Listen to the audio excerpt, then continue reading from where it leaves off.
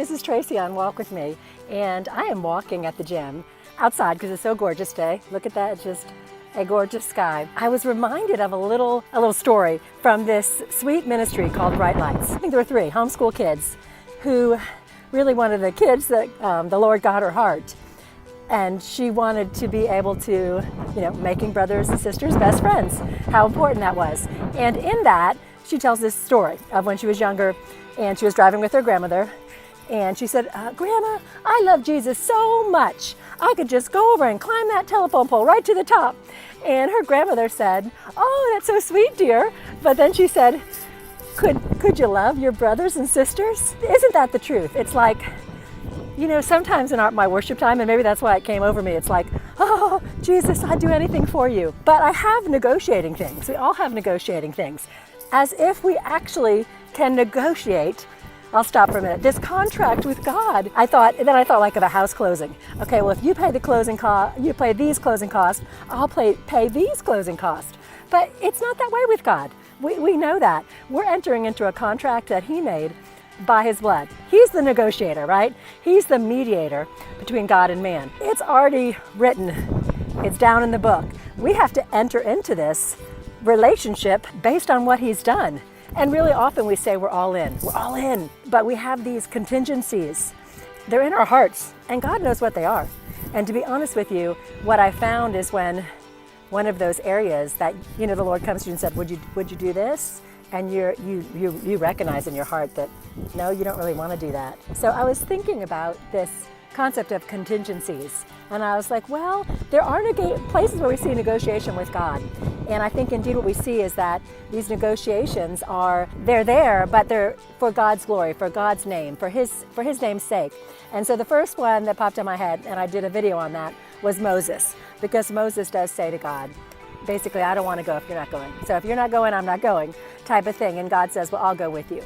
And then the other one I was thinking about that just boom, and I didn't look at these stories right now, but it was Gideon. And I'm just thinking, Gideon being nervous to, what do I do? And wanting confirmation from God, again, to please God's heart, is like, okay, let me flip the fleece this way. Can I try it again and flip it this way? He needs that reassurance. And then the last one that came to mind was Abraham. Him saying, if I could find 50 righteous people, 40, 30, he's negotiating with God. But again, the heart of it is to see God's grace or mercy or His glory, His namesake be lifted high. That was kind of my thought on that, but I was thinking about the word shalom actually, and how this concept of being all in without holding anything back. And I was thinking that really, that is the place where the greatest shalom rests. It's not that you're perfect. It's that you're saying, Lord, I want my whole life, a single focus that brings the full light. There's no hidden place in my heart. I'm just continuing to expose all of me. We talked about this weekend with my group about being laid bare as a widow, and you're just torn open, and there's no place where you're just so raw.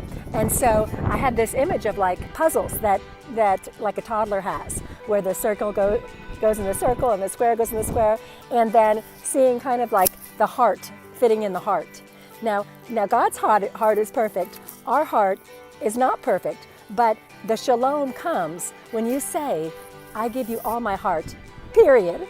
You stop negotiating. Then He can, God gives us His full heart anyway, but the peace of connecting with saying, God, I'm all in, He can put that heart peg in the heart-shaped hole, and you can walk in that shalom. And it's a process, right?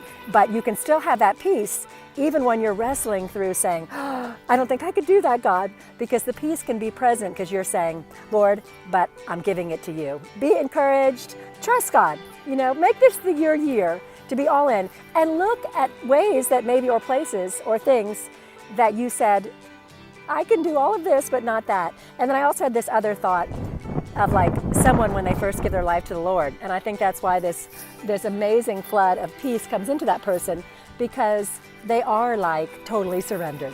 So it's just this awesomeness. The beautiful sun sets, the sky, the glory of God is so present because you're like, oh, anything you want, Jesus, you can have all of me. Then we get, as life goes and situations come, sometimes we start tucking certain places of our life over to the side. And we're no longer, we might say we're all in, but we're not all in. So this year, 2020, all in. Tell yourself, I'm all in, God. Not perfectly in the sense that I'm perfect, but I'm perfectly all in. So be blessed. Thanks for walking with me. Bye-bye.